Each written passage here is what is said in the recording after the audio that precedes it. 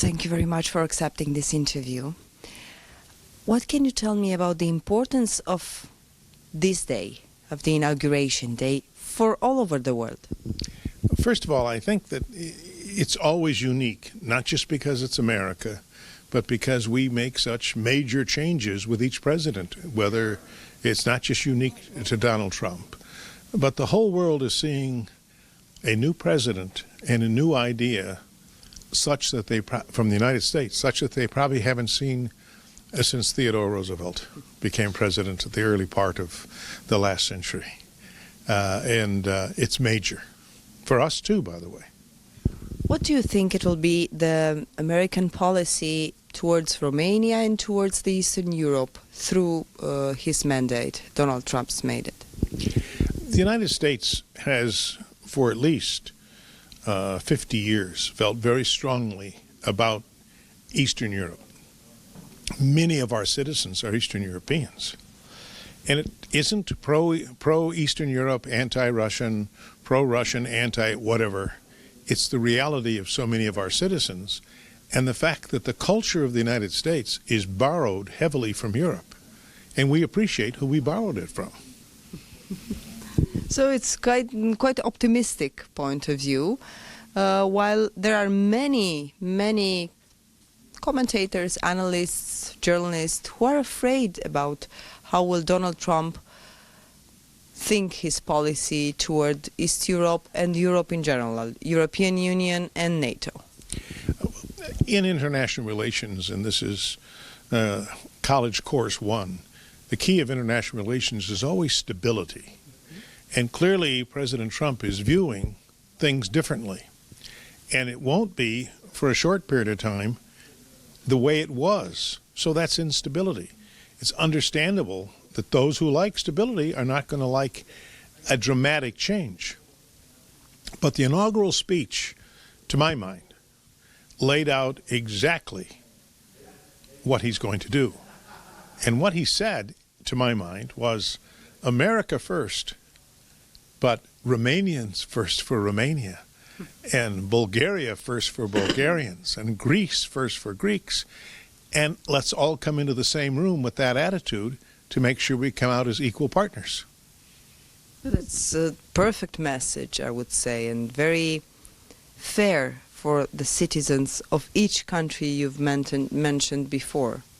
America for Americans, Greece for Greeks, Romania for Romanians.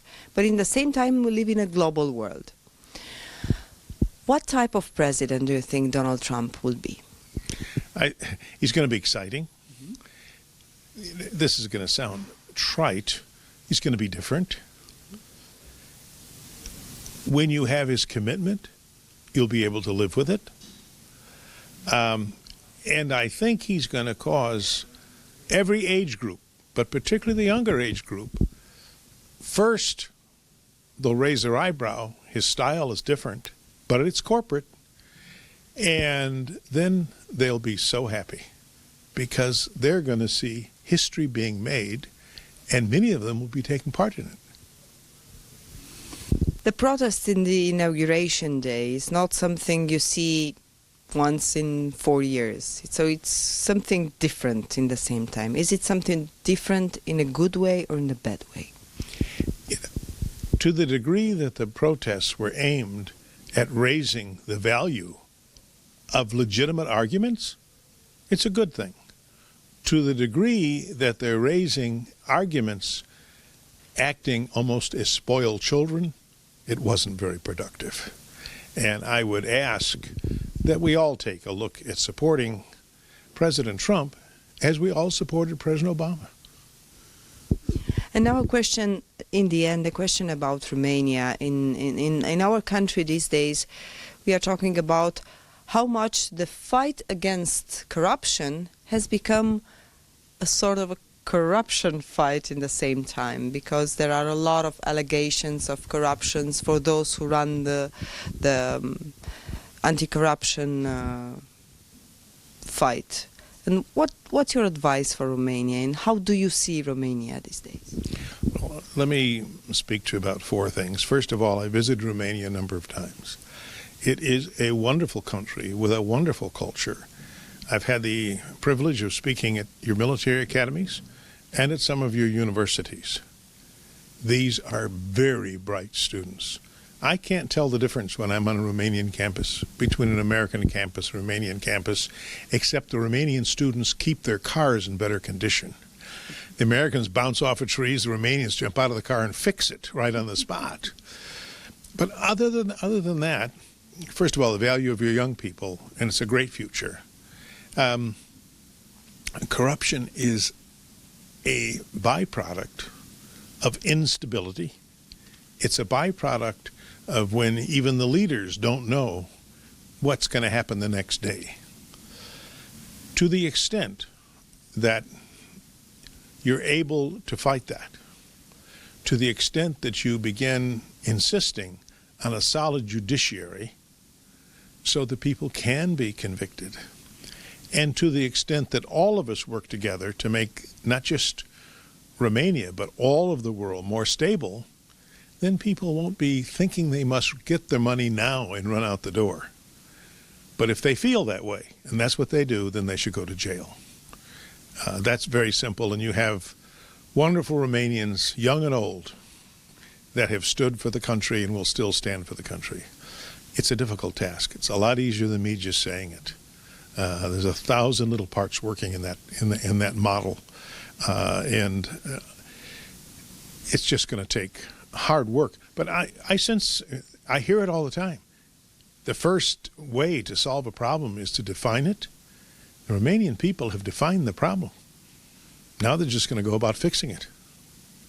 Well, to be more specific, these days we had a record of the former president, Băsescu, telling a story about he with the anti-corruption general attorney and with one of the chief of the Secret Service were planning to get a certain sentence in a certain trial. To make sure of that, one of the judges were arrested. So this is basically the story. That means that you can do abuses, that you can plan to have political adversary, political, opponent just thrown in jail if you don't like it? Well, to the degree that that can happen, it's wrong. That's not democracy. That's something else, but it's not democracy. Is it just in Romania? No.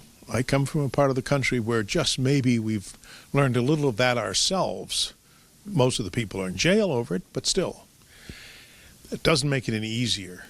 But if there's truth to what's being discussed, then it's on the street, and those people should be dealt with whatever laws Romania has on that. Mm-hmm. And of course, it's wrong.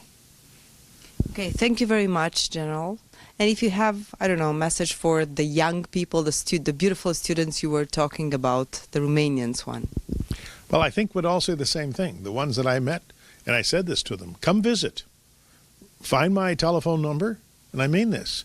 And to the degree that I can welcome you to Chicago and to my town, 2 or 3 at a time, I can. Then, I know 700,000 people call, but, know that the invitation is there to the degree that I can make it there.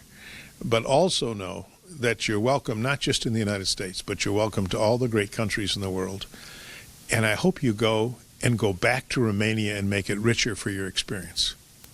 Great message. Thank you very much, General. Thank you. Thank you. Thank you very much.